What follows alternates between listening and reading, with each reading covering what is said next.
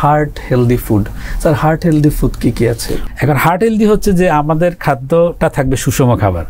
সুষম খাবার মানে আমরা জানি protein, fat, carbohydrate, vitamin, mineral সবই থাকতে হবে, কোনো জিনিস আপনি বাদ দিলে হবে না। এখন কথা হচ্ছে যে আমি কি গরুর মাংস খেতে পারবো? অবশ্যই। আপনি গরুর মাংস খাবেন না কেন? গরুর মাংসের ভিতরে কি আছে? প্রোটিন আছে, ফ্যাট আছে, আপনি খাবেন।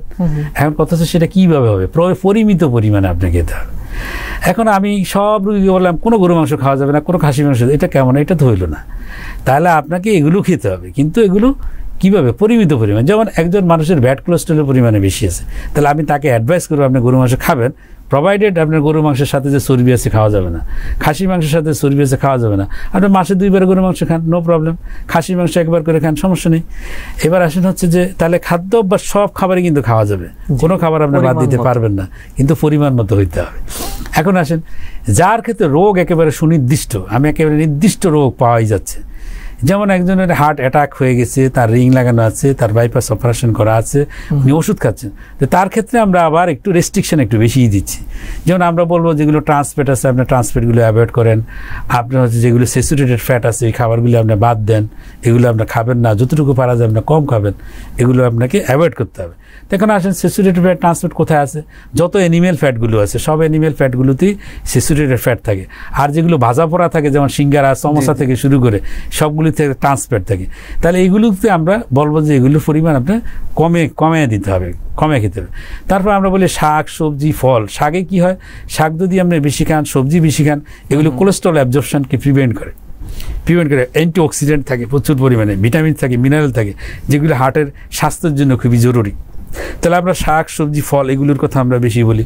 তারপরে হচ্ছে মাছের কথা আমরা বলি বেশি। যেমন আসেন ওমেগা 3 ফ্যাটি অ্যাসিড কন্টেনিং যে সমস্ত মাছগুলো আছে, যেমন সামুদ্রিক মাছ, ওখানে ওমেগা 3 ফ্যাটি অ্যাসিড থাকে, ওকে ইকোসাটানোয়িক অ্যাসিড মানে হেক্সানোয়িক অ্যাসিড এগুলো থাকে। এগুলো হচ্ছে কি আপনার হাই, যেগুলো হলো ভালো কোলেস্ট্রল, এইচডিএল কোলেস্ট্রল লেভেল বাড়ায়, তো আমরা ওগুলো খেতে বলবো। যেমন ইলিশ মাছ একটা ভালো সোর্স অফ হচ্ছে আপনার হলো ওমেগা 3 ফ্যাটি অ্যাসিডের সোর্স।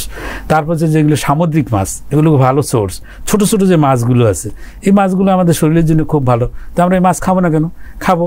তারপর দেশি মুরগি, যেই মুরগিগুলো বাইরে চলাফেরা করে, যেগুলো খাঁচার ভিতরে বন্দি না, খাঁচার ভিতরে বন্দি হলে কি চর্বি জমে যায়, যখন সে হাঁটা চলাফেরা করে এই মুরগিগুলির গায়ে দেখবেন চর্বি থাকে না, তাহলে ওই মুরগিগুলি যদি আমরা খান তো সমস্যা তো নেই। তাহলে আমাদের খাবারগুলো একটু বেছে নিলেই হয়, কিন্তু সেখানে প্রোটিনও থাকতে হবে, ফ্যাটও থাকতে হবে, কার্বোহাইড্রেটও সবই থাকতে হবে, কিন্তু পরিমিত পরিমাণে থাকতে হবে, ভিটামিন এবং মিনারেলসও থাকবে। ধূমপান করা যাবে না, যে সমস্ত অভ্যাসগুলি আছে খাদ্যের ভিতরে, যেমন ধূমপান, অ্যালকোহল, তারপর হচ্ছে আপনার যেগুলো ড্রাগ অ্যাডিকশনের জন্য যেগুলি ইউজ হয়, এই সমস্ত জিনিস কিন্তু খাওয়া যাবে না, এগুলো থেকে দূরে থাকতে হবে। জর্দা, সাদা পাতা এগুলো থেকে, হ্যাঁ গোল, এগুলো থেকে দূরে থাকতে হবে। তো মোটামুটি আমরা যদি এইভাবে একটু খাদ্য অভ্যাসটাকে সাজিয়ে নিতে পারি, অধিক খাবো না, এমন খাওয়া, যেমন আমাদের তো বলাই আছে যে পেটের 3 ভাগের 1 অংশ আপনি খাবেন, 1 অংশ পানি থাকবে, 1 অংশ।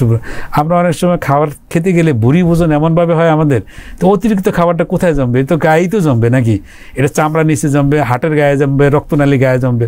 সুতরাং খাবারটাও আমাদের পরিমিত হওয়া উচিত, একেবারে প্রচুর পরিমাণে খাওয়া ঠিক না, একেবারে পেলে ভুঁড়ি ওজন এগুলো অ্যাভয়েড করা উচিত।